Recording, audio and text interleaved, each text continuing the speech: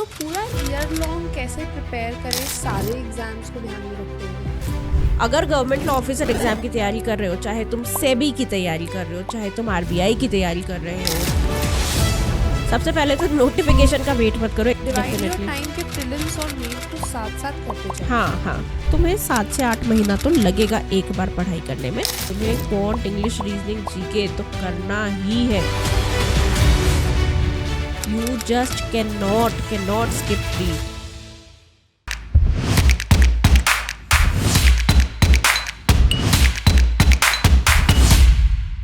Hi guys, welcome to legal age after college. मैं हूँ प्रियंका। मैं हूँ अर्पिता।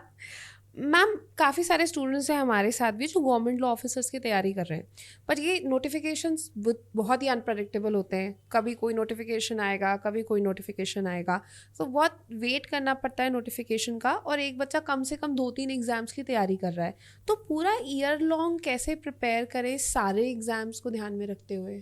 सबसे पहले तो नोटिफिकेशन का वेट मत करो एग्जाम की तैयारी शुरू करने से पहले, क्योंकि लॉ वाला पार्ट इजी हो भी सकता है, लेकिन उसके पहले जो पार्ट आता है ना, पेपर 1, वो डेफिनेटली इजी नहीं है ना, स्पेशली लॉयर्स के लिए। तुझे पता है प्रियंका कि बाकी सारी स्ट्रीम्स में ना पेपर 1 को, प्रीलिम्स को बहुत इजी माना जाता है। जीके तो है, इंग्लिश ही तो है, लॉजिकल रीजनिंग ही तो है, लेकिन लॉयर्स का इस पूरे वर्ल्ड से इतना ज़्यादा डिटैचमेंट हो चुका है इन 5 सालों में या 3 सालों में कि अब उन्हें ये सारी चीज़ें दोबारा पढ़नी पड़ेगी, दोबारा शुरू करना पड़ेगा। एंड आप बेसिक लेवल पे जाओगे और उसके बाद एडवांस लेवल पे जाना पड़ेगा। तो इसीलिए अगर गवर्नमेंट लॉ ऑफिसर एग्जाम की तैयारी कर रहे हो, चाहे तुम सेबी की तैयारी कर रहे हो, चाहे तुम आरबीआई की तैयारी कर रहे हो, चाहे तुम आईबीपीएस की तैयारी कर रहे हो, अभी एग्जाम बैंक का नोटिफिकेशन आया है, तो नोटिफिकेशन का वेट मत करो बेटा। देखो, तुम जब भी पढ़ना शुरू करोगे ना, ये एग्जाम्स ना बहुत ज़्यादा जुडिशरी एग्जाम्स की तरह ही होते हैं। तो जुडिशरी में जैसे तुम्हें 15 से 18 महीने लगते हैं ना पूरा कोर्स कंप्लीट करने के लिए, यहाँ पे तुम्हें लकीली उतना समय नहीं लगता, क्योंकि बहुत कम ही एग्जाम्स है जहाँ पे तुम्हें सब्जेक्टिव आंसर्स राइटिंग आ रही है। MCQs ही आते हैं ज़्यादातर। तो तुम्हें किस चीज़ की ज़रूरत है यहाँ पे? तुम्हें ज़रूरत है कि कोर्स पूरा एक बार कंप्लीट किया जाए। और मतलब इन एग्जाम्स में यूजुअली तैयारी करने के लिए, एक बार सिलेबस कंप्लीट करने के लिए आपको कम से कम 8 से 9 महीना लगता है। ट्रू, आराम से। कितने लॉ सब्जेक्ट है बताओ? अगर तुम एक्चुअली काउंट करोगे तो मोर देन 30-40 लॉ सब्जेक्ट्स। 40 के अराउंड लॉ सब्जेक्ट्स हैं एक्चुअली। एंड मतलब ये 40 के अराउंड लॉ सब्जेक्ट्स ना हर जगह पूछे जा रहे हैं बेटा। हाँ, कुछ 1 या 4 या 5 ही एक्ट्स होते हैं जो उस एग्जाम स्पेसिफिक ऐड हो जाएंगे। हाँ, वरना बहुत सारे लॉ सब्जेक्ट्स कॉमन है। एग्जैक्टली। तो मतलब वही है कि ये इतने ज़्यादा और इसीलिए पता है, this is a very good thing कि तुम सिर्फ एक एग्जाम की तैयारी नहीं करोगे। तुम टारगेट भले ही एक एग्जाम को कर रहे हो, लेकिन तैयारी तो तुम्हारी बहुत सारे एग्जाम्स की एट द सेम टाइम ही होती जा रही है। विच इज़ वाई तुम्हारे साल में तुम्हारी प्रिपरेशन के बाद कितने भी एग्जाम्स आए, सबको दो, राइट? वो सारे एग्जाम्स आप अटेम्प्ट करना शुरू करो। आईबीपीएस का नोटिफिकेशन आ गया, you are ready, give the exam. SEBI का आ गया है, रेडी हो, एग्जाम दे दो। एग्जाम बैंक का आ गया है, रेडी हो, एग्जाम दे दो। हाँ, किसी एक नोटिफिकेशन को पकड़ के नहीं बैठो कि मैं इसी का एग्जाम दूंगा या मैं इसी की तैयारी कर रही हूँ। हाँ, एग्जैक्टली। एग्जाम हमारे लिए भी सरप्राइज था, वो इतना सडन अचानक से आया, but it's a good opportunity. और काफ़ी सालों बाद आया ना। हाँ, काफ़ी सालों बाद आया, इट्स अ गुड अपॉर्चुनिटी। और काफ़ी सारे सब्जेक्ट्स ऐसे हैं जो काफ़ी सारे उसमें कॉमन है, तो उसकी प्रिपरेशन तो ऑलरेडी चल ही रही है। और ये कितनी अच्छी बात है कि फ्रेशर्स को भी लोग कंसिडर कर रहे हैं। मतलब तुम्हें सिर्फ अपनी तैयारी अच्छी करनी है भाई। फ्रेशर्स के लिए जॉब लेना, सरकारी जॉब लेना, प्राइवेट जॉब लेना इतना डिफिकल्ट है ना। मतलब बहुत बेसिक लेवल से स्टार्ट करना पड़ता है आपको। ये तो बहुत अच्छी रेप्यूटेटेड बैंक्स है जो आपको वो दे रहे हैं, मौका दे रहे हैं, और अच्छे पर्क्स एंड सैलरी के साथ। हाँ, एग्जैक्टली। मतलब आपको फ्रेशर वाली सैलरी नहीं मिल रही है, ठीक है? आप 10,000, 8,000, 15,000, 20,000 से नहीं स्टार्ट कर रहे हो, आप बहुत अच्छे पैकेज से स्टार्ट कर रहे हो। और बैंक्स में ना मैम, मुझे लगता है ग्रोथ भी काफ़ी अच्छी होती है। हाँ, रेगुलर ग्रोथ भी है, ऑप्शन भी है, सही बात है। तो मतलब बैंकिंग सेक्टर तो एक अच्छा ऑप्शन है ही, it is a very good option, वो तो है ही। लेकिन अगर तुम नोटिफिकेशन आने के बाद तैयारी शुरू कर रहे हो तो फिर नहीं कर पाओगे, फिर देर हो जाएगी।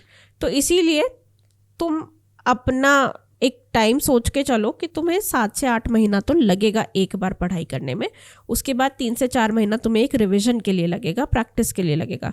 और उस 12 महीने के दौरान जितनी भी वैकेंसीज आए, उन सब वैकेंसीज को तुम्हें देना है।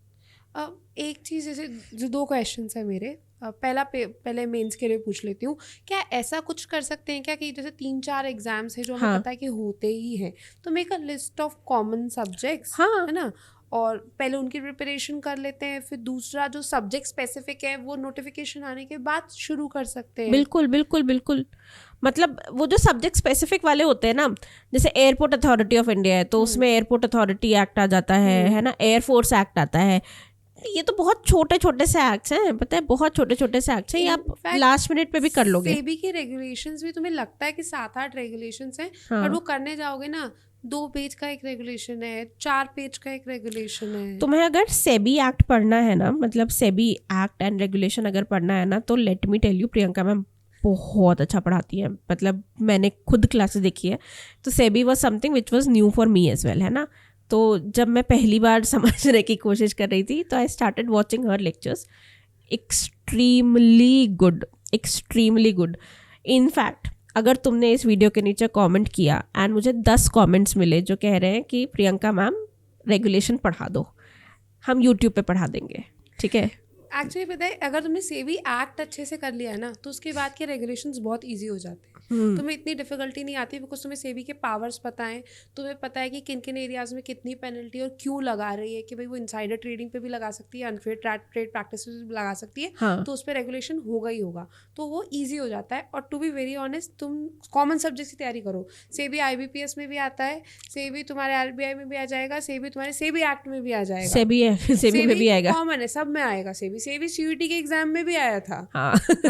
तो क्लैट PG में भी आ गया था भाई। तो तुम सेबी पढ़ो और जब नोटिफिकेशन आएगा तब रेगुलेशन की तैयारी करने लगो। एग्जैक्टली, बिल्कुल ठीक बात है। दूसरा मैम, मुझे लगता है, जैसे मैं आपको ऑनेस्टली बताऊं, व्हाई आई चोज लॉ, मेरा मैथ्स बहुत खराब था और स्कूल से खराब था। मेरे घर वालों ने मुझे 11th-12th से PCM दिलाया था और मुझे आज तक नहीं पता इंटीग्रेशन डिफरेंशिएशन मैंने जीवन में क्यों पढ़े, किसी काम नहीं आते, लिमिट लगाना आज तक किसी काम नहीं आया है।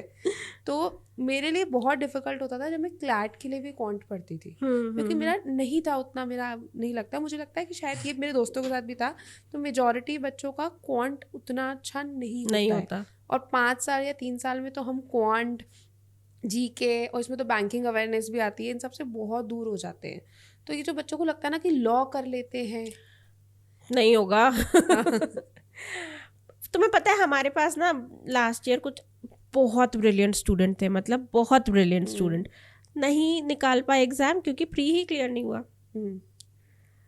प्री तो पहला स्टेप है बेटा, वो तो आप इग्नोर कर ही नहीं सकते, चाहे तुम्हारा लॉ कितना भी स्ट्रॉन्ग क्यों ना हो, you just can not skip pre. तो तुम्हें क्वांट, इंग्लिश, रीजनिंग, GK तो करना ही है। एंड मतलब वैसे मत सोचो कि क्वांट मैं नहीं करूँगा, मेरे को थोड़ी ये वाला एग्जाम देना है, भाई कर लो ना, थोड़ी तैयारी कर लो, बेसिक कर लो, कि अगर 30 में से 5 कट ऑफ जा रहा है तो तुम 5 नंबर ला सकते हो।